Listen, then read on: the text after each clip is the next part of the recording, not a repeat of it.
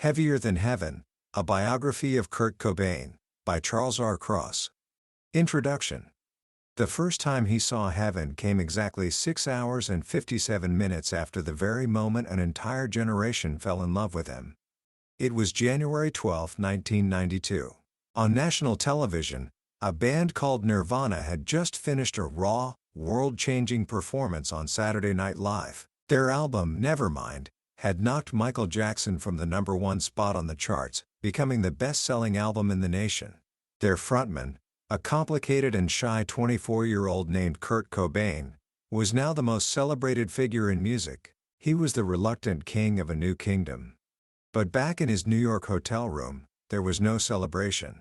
As his fiancée, Courtney Love, slept, Kurt prepared a syringe of heroin, far more than was safe, and injected it into his arm. His skin turned a deathly green, his breathing stopped, and he slipped off the bed, landing face down in a pile of clothes. A few hours later, Courtney would find him not just overdosed, but clinically dead.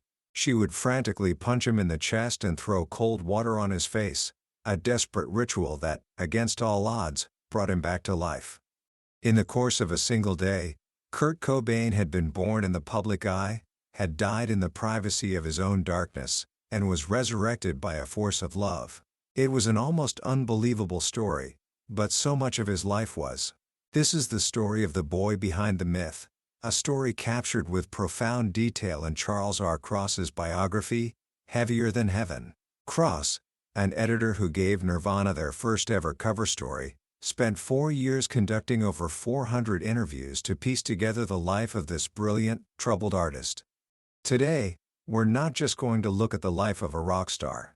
We're going to uncover the hidden story of a sensitive boy from a small logging town who dreamed of a life he could never quite handle once he got it.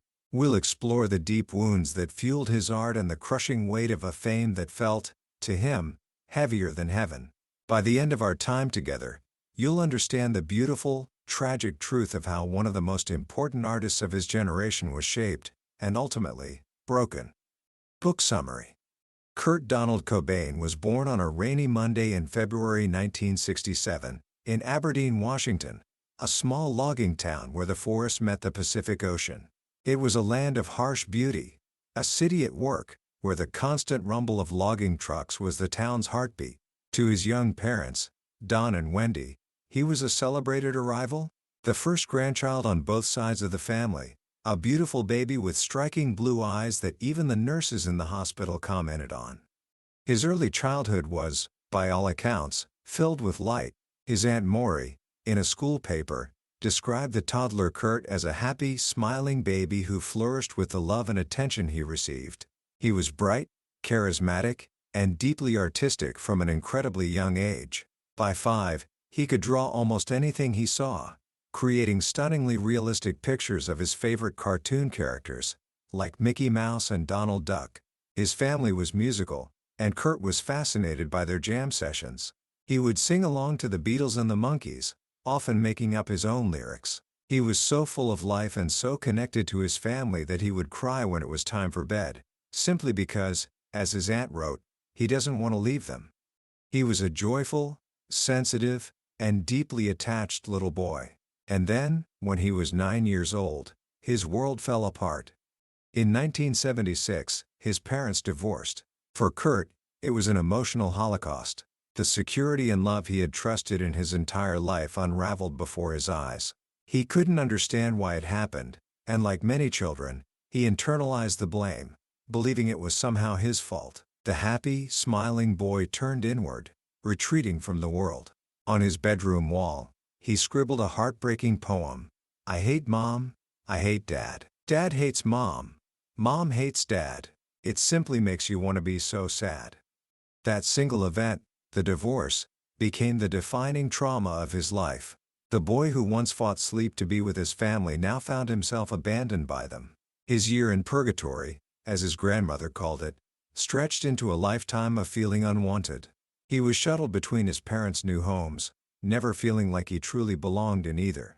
When his father, Don, remarried, Kurt felt betrayed. He had made his father promise he wouldn't remarry, and when Don broke that promise, Kurt's hope for his original family to reunite was shattered. He felt like an outsider in his own home, competing for attention with a new stepmother and stepsiblings. His relationship with his mother, Wendy, was just as strained. She became involved with a man who was sometimes violent, and Kurt felt helpless, unable to protect her. He both pitied his mother and hated her for making him pity her. The parents who had once been his gods were now fallen idols, not to be trusted. This deep sense of abandonment would follow him for the rest of his life, creating a fear of scarcity that no amount of fame or money could ever fill. There could never be enough love, because he knew just how quickly it could all disappear. As Kurt entered his teenage years, he began a long and lonely journey, bouncing between the homes of various relatives. For the next 4 years, he would live in 10 different houses, with 10 different families, but none of them ever felt like home. He was the classic latchkey kid, a sensitive soul adrift in a world that seemed to have no place for him. He became more withdrawn, quiet, and sullen. It was during this nomadic period that he found his one true sanctuary, music. For his 14th birthday, his Uncle Chuck offered him a choice: a bicycle or a used electric guitar. For Kurt, it was no choice at all. That cheap, second-hand guitar became more than just an instrument. It became his identity. He carried it everywhere, even to school. Around the same time, he discovered punk rock after seeing a local band called the Melvins play a free show in a grocery store parking lot. The music was faster and had more energy than anything he'd ever heard. In his journal, he wrote, "This was what I was looking for. Ah, punk rock. I came to the promised land of a grocery store parking lot and I found my special purpose." He began to devote himself entirely to music. He listened obsessively to punk bands, learned to play their songs, and started writing his own. Music became his escape, his voice, and his one shot at creating a world where he felt he belonged. But his home life continued to crumble. At 17, after a fight with his mother over bringing a girl home, he was kicked out. With his belongings stuffed into garbage bags, he was once again homeless, but this time, it felt final. This period gave birth to one of Kurt's most powerful myths. He would later tell journalists that he was so unwanted, he was forced to live under a bridge near his mother's house.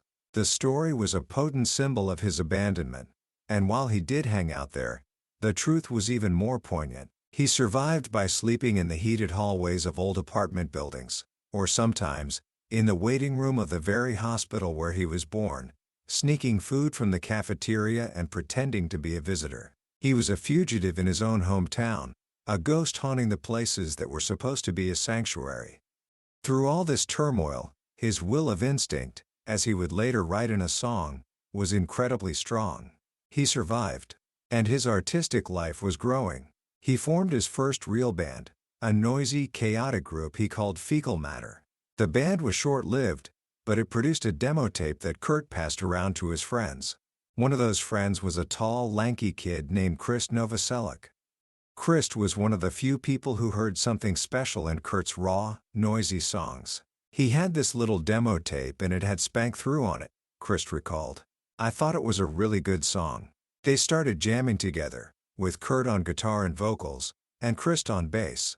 They went through a string of drummers and a laundry list of band names. Poo Poo Box, Spina Bifida, and the Stiff Woodies were all considered, before Kurt finally landed on a name he'd seen on a late-night television program about Buddhism, Nirvana. It meant, he explained, attainment of perfection. In 1987, at the age of 20, Kurt left Aberdeen for good and moved to Olympia, a quirky college town an hour away. He moved in with his girlfriend, Tracy Morander, into a tiny apartment that quickly became filled with his art projects, his collection of strange dolls, and a menagerie of pets including cats, rats, and turtles. For the first time since he was a little boy, Kurt had a home. Tracy became his benefactor, supporting him financially while he devoted every waking hour to his art and his band. Life in Olympia was a period of intense creativity. He would spend his days watching television, practicing guitar for hours, and creating bizarre, often disturbing art on the back of old board games. He filled journal after journal with poems, cartoon drawings, and the dark, imaginative stories that would eventually become his lyrics. Nirvana started to play parties and small gigs, slowly building a reputation for their loud, chaotic, and intensely passionate shows. They were raw, they were messy, but there was something captivating about them, especially their frontman. As quiet and withdrawn as Kurt was off stage, when he performed, he transformed. Their big break came through a fledgling Seattle-based independent record label called Sub Pop. The label's co-owner, Jonathan Poneman, heard Nirvana's demo and offered them a deal. In 1989, they released their first album, Bleach. It was recorded for just over $600, money loaned to them by another musician, Jason Everman, who briefly joined as a second guitarist. The album was a raw, sludgy mix of punk energy and heavy metal riffs. It wasn't a massive hit, but it put them on the map. They began to tour relentlessly, first across the United States and then in Europe, alongside their label mates Tad. A British promoter cleverly billed the tour as heavier than heaven, a phrase that perfectly captured the sonic assault of both bands. The tour was a grueling, shoestring affair, with all the band members crammed into a tiny van, sleeping on floors, and barely making enough money for gas and food. Kurt hated it. The constant travel, the lack of privacy, and the physical exhaustion took a toll on his already fragile health and mind. He was suffering from a chronic, debilitating stomach condition that caused excruciating pain, a problem that had plagued him for years and the doctors couldn't diagnose. The pain was so intense, he later wrote, that it brought him to the point of wanting to kill himself. During this time, his relationship with Tracy fell apart. She had been his anchor, but as the band became his entire world, he drifted away from her. The breakup was another source of pain, but it also unlocked a new level of his songwriting. He began a new relationship with Toby Vale, a drummer and feminist zine writer from the Olympia punk scene. She was intelligent, political, and deeply embedded in the indie culture Kurt so desperately wanted to be a part of. He was completely infatuated with her, but it was a turbulent relationship. Toby wasn't looking for the kind of deep, all-consuming love that Kurt craved, and their eventual breakup left him devastated. That heartbreak, however, would become the unlikely fuel for his greatest success. In the months following the split, Kurt wrote a batch of new songs, filled with a newfound rage, remorse, and desperation. One of those songs was inspired by a phrase his friend Kathleen Hanna had spray-painted on his bedroom wall after a night of partying. "Kurt smells like teen spirit." She was referring to a deodorant that Toby wore, and the phrase was a playful taunt about him being marked by her scent. Kurt, unaware of the deodorant, thought it sounded like a revolutionary slogan. He took the phrase and turned it into the anthem for a generation. By 1991, Nirvana had a new powerhouse drummer named Dave Grohl, and they had signed a major label deal with DGC Records, an imprint of Geffen. They went into a studio in Los Angeles to record their second album with producer Butch Vig. The album was Nevermind. The label had modest expectations, hoping to sell maybe 50,000 copies. But when Smells Like Teen Spirit hit the radio and its video was put into heavy rotation on MTV, something unexpected happened. The album exploded. It climbed the charts at a dizzying speed, selling hundreds of thousands of copies a week. In January 1992, just a few months after its release, Nevermind hit number 1, knocking Michael Jackson's album Dangerous out of the top spot. Kurt Cobain, the quiet, sensitive kid from Aberdeen who had once slept in his car, was now the biggest rock star in the world, and he was miserable. He hated the attention. He felt that his music, which was so deeply personal, was being misunderstood by a mainstream audience of the very same jocks and rednecks he had despised in high school. He felt like a fraud, faking his way through concerts and interviews, pretending to have fun when all he felt was guilt and frustration. "The worst crime I can think of would be to rip people off by faking it," he wrote in his final note. His stomach pain grew worse, and he began using heroin, not just for recreation, but as a medicine to numb the physical and emotional agony. He had decided, as he later wrote, that if he felt like a junkie, he might as well be one. It was during this chaotic whirlwind of fame and addiction that he reconnected with Courtney Love. They had first met a couple of years earlier, a brief, playful encounter that ended with them wrestling on the floor of a Portland nightclub. Now, They found in each other a kindred spirit. Both had endured traumatic childhoods. Both were fiercely ambitious, and both felt like outsiders. They understood each other in a way no one else could. Their bond was immediate, intense, and all-consuming. "I've met the coolest girl in the whole world," Kurt told a friend after one of their first long phone conversations. They married on a beach in Hawaii in February 1992. Kurt wore green plaid pajamas. Courtney wore an antique dress that had once belonged to the actress Frances Farmer. At the time, Courtney was already pregnant with their daughter. The news of the pregnancy filled Kurt with both joy and terror. He was haunted by the fear that their drug use might have harmed the baby, a fear amplified by a now infamous Vanity Fair article that painted them as reckless junkies. The article led to a brutal custody battle with social services after their daughter, Frances Bean Cobain, was born in August 1992. For months, they were only allowed to see their own child under supervision. The ordeal was heartbreaking for Kurt, who adored Frances and desperately wanted to be a good father. Holding his baby, he told a reporter, was the best drug in the world. But it wasn't enough to save him. The pressures of fame, fatherhood, his failing health, and his addiction created a perfect storm of despair. In March 1994, during a tour in Europe, he attempted suicide for the first time, overdosing on tranquilizers and champagne in a Rome hotel room. He wrote a note saying he would rather die than go through another divorce like his parents. He survived, but he returned to Seattle a changed man. His friends noticed he was more withdrawn, more monochromatic, as if the life was slowly draining out of him. His final weeks were a blur of drug binges, arguments, and desperate cries for help. His family and friends staged an intervention, pleading with him to go into rehab. He agreed, but after only a couple of days at a treatment center in Los Angeles, he scaled a 6-foot wall and disappeared. He flew back to Seattle. The last person to see him alive was a taxi driver who dropped him off at his large, empty house on Lake Washington Boulevard. A few days later, on April 8, 1994, an electrician installing a security system looked into the greenhouse above the garage and saw a body on the floor. Kurt Cobain was dead at the age of 27. He had died from a self-inflicted shotgun wound to the head. Nearby, he left a long, heartbreaking note addressed to his childhood imaginary friend, Boda. In it, he tried to explain the unexplainable, the loss of passion for the music he once loved, the guilt he felt for not being able to enjoy his success, and the profound sadness that had followed him his entire life. "There's good in all of us, and I think I simply love people too much," he wrote. "So much that it makes me feel too fucking sad." He ended the note with a line from a Neil Young song, a line that would become his epitaph: "It's better to burn out than to fade away." Commentary. Charles Cross's Heavier Than Heaven is more than just a biography of a musician. It's a profound and deeply human look at the anatomy of a sensitive soul. What stays with you long after you've finished the book isn't just the story of rock stardom, but the story of a little boy from Aberdeen who never truly recovered from having his world broken. Kurt's life was a constant search for the home he lost when he was 9 years old.